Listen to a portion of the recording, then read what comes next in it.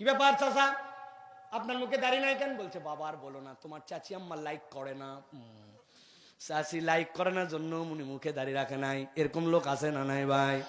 নবী বলছেন দাড়ি ছেড়ে দাও, এই জন্য দাড়ি ছেড়ে দেওয়া ফরজ। কেটো না, এই জন্য কাটাটা হারাম। লম্বা করো, এই জন্য ছেড়ে দেওয়াটা ওয়াজিব। কাফের মুশরিকদের বিরোধিতা করো, এই জন্য এটা হচ্ছে সুন্নতে মুআক্কাদা। আল্লাহ যত পয়গম্বর, যত নবী রাসূল পাঠাইছেন, সকলের দাড়ি ছিল।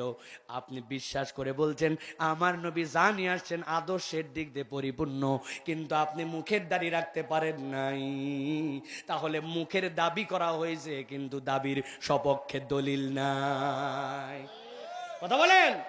অনেকে বলে হুজুর এত আইটেম থাকতে আপনারা এই জায়গায় খালি হাতান কেন? আছে না ভাই? কারণ নিশ্চয় কিছু আছে, আরো জায়গায় হাত দিব, তবে শুরু করছে এটা দিয়ে, ভালো করে বোঝেন। দুইটা পয়েন্ট আপনাকে বলে দেই ভাই।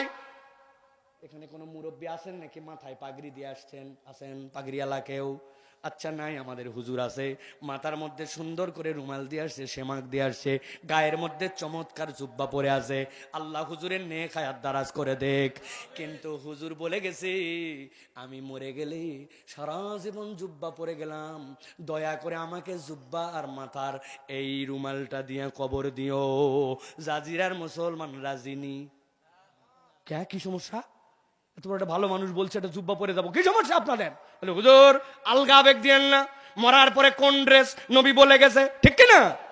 তার মানে এই লোক এত জুব্বা পরেও, এত টুপি পরেও, এত পাগড়ি পরেও ওইটা নিয়ে কবরে যেতে পারতেছে না।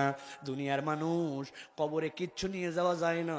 আপনি যে ভাবছেন আপনি কবরে আপনার কাপড়ের কাপড় নিয়ে যান।